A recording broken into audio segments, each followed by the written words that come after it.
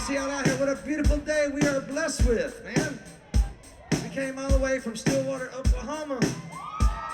We were running a little lean when we got here, but we're feeling pretty good now. We had a couple beers in us and getting new. We got a new record out. This is one of my favorite songs off it. Let's do it.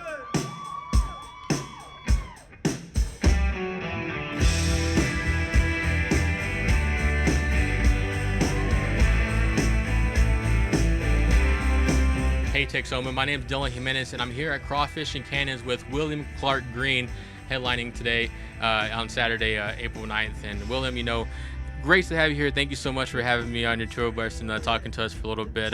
Just how are you feeling going into the performance today?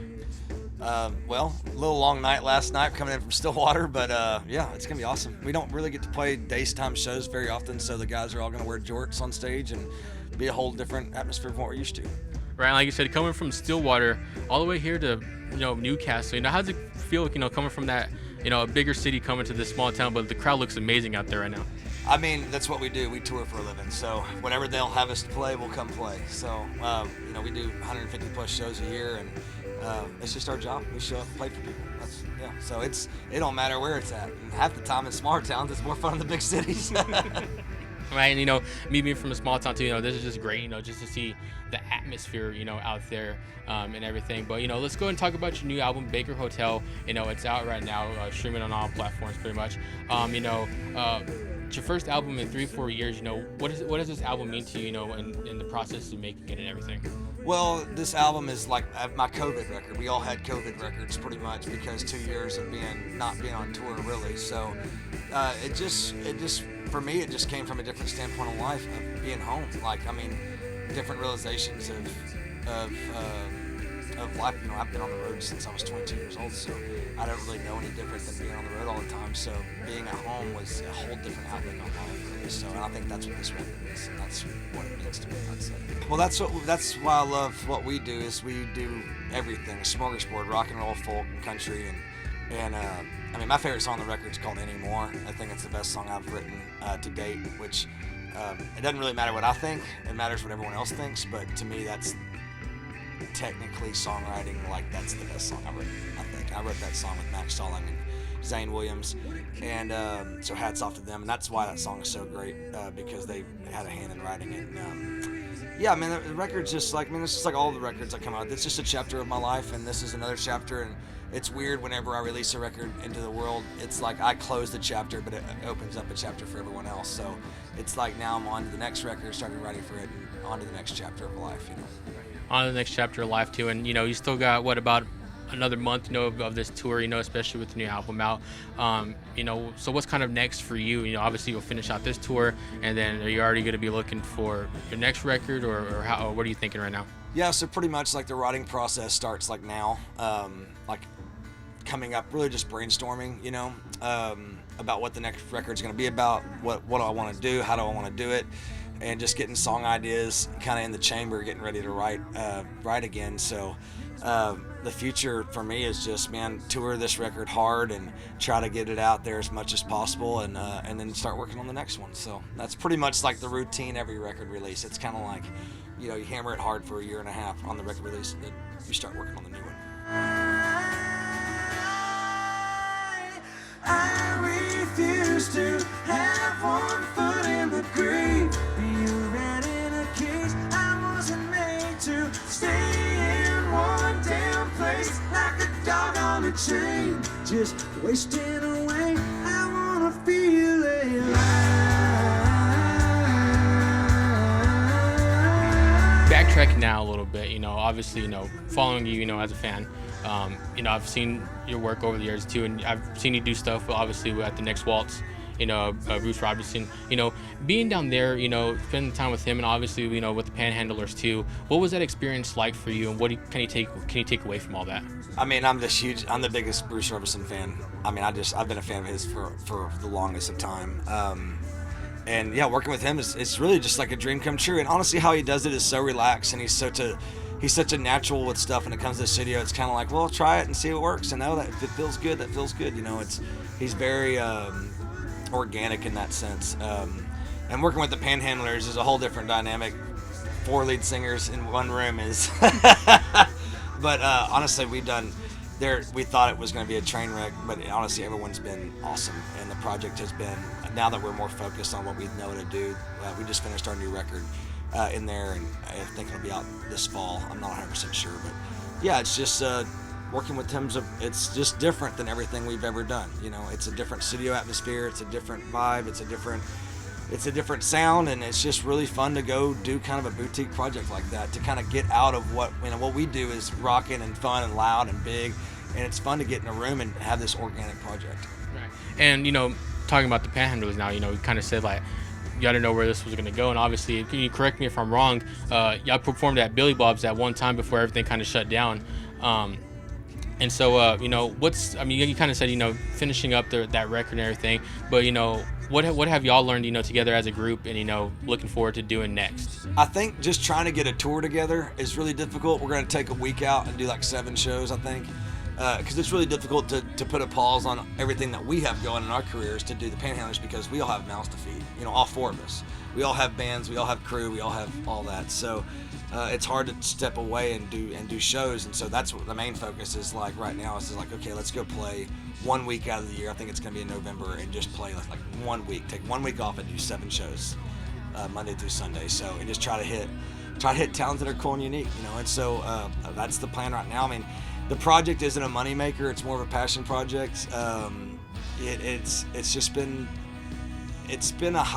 like a really cool spotlight on my career that I wasn't anticipating it being, and I didn't realize how much fun it would be. It is stressful, but I didn't realize how much fun it would be on stage singing those songs with those guys, and just seeing everyone's songwriting. We all go on songwriting retreats, and seeing like a song that I wrote and watching someone else sing it that I wrote with is just like kind of cool to have that atmosphere on stage. The one thing that I take away from the Panhandlers project, man, honestly, just like respect. Like, I've always been a fan of John Bauman's songwriting, but like really hashing out stuff in the woodshed with him, I realized like how genius he is. I have so much respect for Josh's passion for the project, and his work ethic has been, and he's really the ringleader of it. Like, he kind of manages all of us and gets us all there. Like, he gets us to show up, which is really hard to do with all 4 of us. And Cleto, to me, is just like, me and him really write well together on this deal. And his willingness to work really hard to make a song right, and you don't really know those things. I've hung out with Cleto 1,000 times, but I didn't realize his work ethic on songs, and how particular and meticulous he can be until he really feels comfortable with it. And that's just awesome. It's awesome to see how everyone does kind of has their vision throughout stuff. And we worked like 10 hours on that song. And really special song for me, because it has meaning. It has some personal meaning for me. And yeah, that was kind of like our break into it. We also wrote a song called Cotton is King, which didn't make the last record, which we're hoping to get on this record, which we're excited about too. So being able to work with them, I think what's fun of it too is I'm a West Texas kid, and so it's nice to have those West Texas songs being heard. Like, I think even in the Panhandles album, y'all put the lyric sheet in there, yeah. And on the front too, y'all have like the map of like the South Plains, a little bit of panel, and it really related to me more because I was able to see my hometown on that map. Yeah. And so that's what's really great about that album for me, is because you hear these West Texas sounds.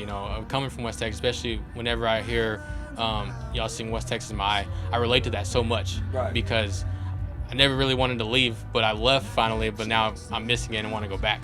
Yeah, West Texas, so not all of us are from West Texas, and we've gotten some flack. Like, I'm from East Texas, but my music career was in Lubbock. I mean, that's where it started. When I'm getting drunk again, get 3 sheets to the wind, write 2 sheets full of hymns. I don't understand. I was there for 7 years, and I still live part-time in Eastland, part-time in Fort Worth, and West Texas is part of my heart. I mean, it's part of it means so much to me, and the musicianship around that whole town. I mean, whole area, because we grew up.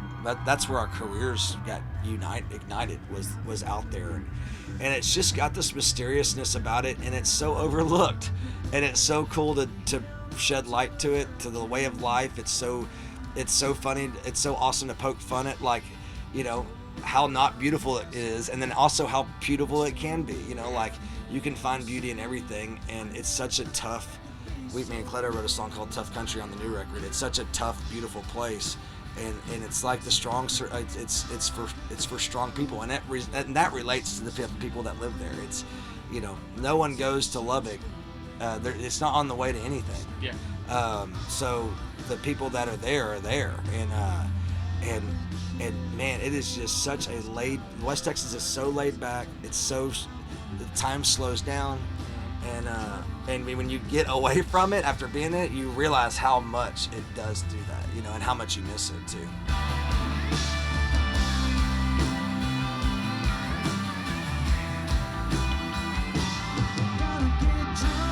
Looking at the Texas music scene as a whole, you know, Americana, you know, it's kind of a broad term, you know, with everybody plays in it. Where do you see the future for, you know, Texas country, you know, Americana in general? Man, I just think after record sales kind of went away, I think that the accessibility of music through Spotify and iTunes, we have the same platform as the big guys. So it's not really controlled by radio anymore, which is awesome for us because the fans are free to pick whatever they want to listen to. They used to kind of be told what to listen to. You listen to the radio station, if it was the radio station was your only outlet to listen to music, and then you bought the record. So being an independent band was really difficult because you had to have someone buy a record, then burn a record, then give it to someone, or vice versa. I mean, even before that, you just had to buy the record or know someone that had the record.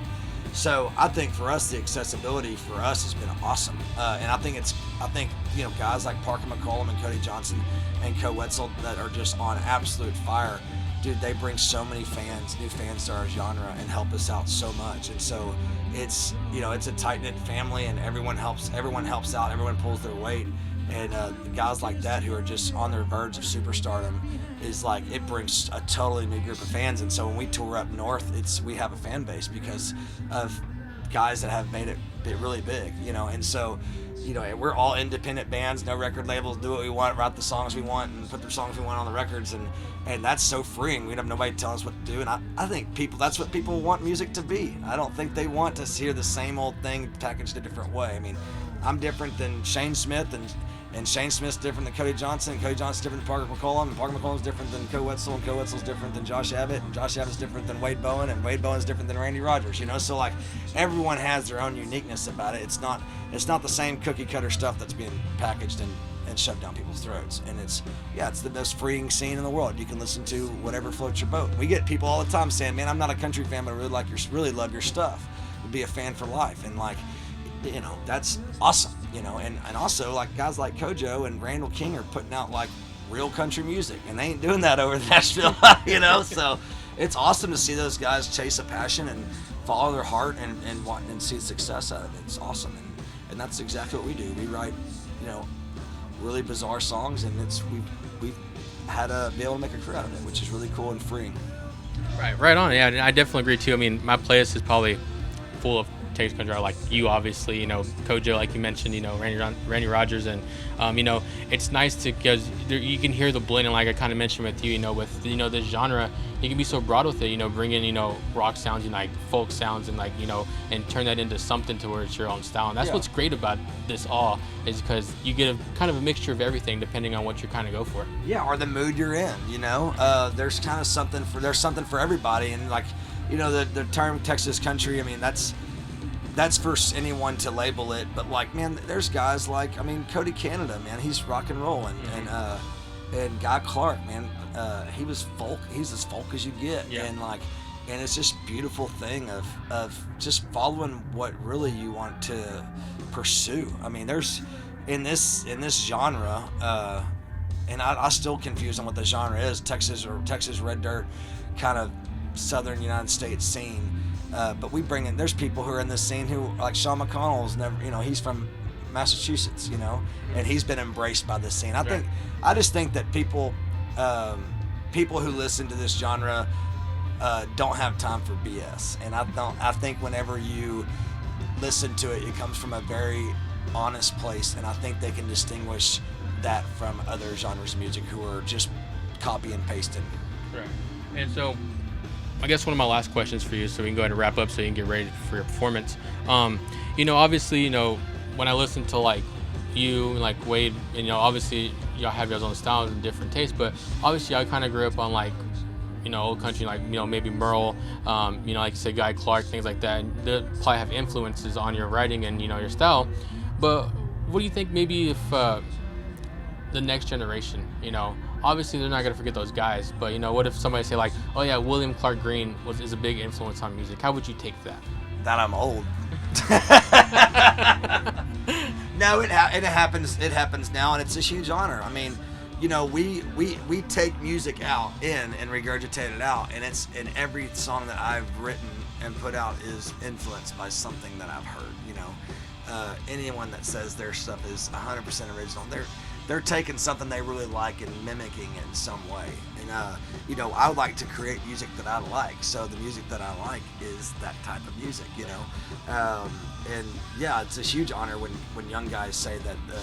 They'll say Rose Queen, changed my life, and the same thing happened to me. The first time I heard Pat Green play, I was 16 years old, and it changed my life. And played golf with him the other day, and tell him that story all the time. He's sick of hearing it, but yeah, it's it's whenever that happens, I just caution them on how difficult the life can be. So, but it is a huge honor to have just to write songs that influence people is really what it's all about. That's really cool. Right, and yeah, I like, love it, and William, I really thank you for your time, letting me come up on the bus and talking to you. Yeah. But, we'll go ahead and wrap this up. Is there anything else that you'd like to say, maybe something we get to talk about that you'd like to mention for the people watching? Yeah, whenever the Baker Hotels opens in 2024, go check it out. It's going to be amazing. So. All right, Baker Motel down in Mineral Wells. Baker Hotel, Mineral Wells. All right, well, thank you again, William, so much for allowing me to talk to you today. And Texoma, thank you so much for watching. We'll catch you all on the flip side.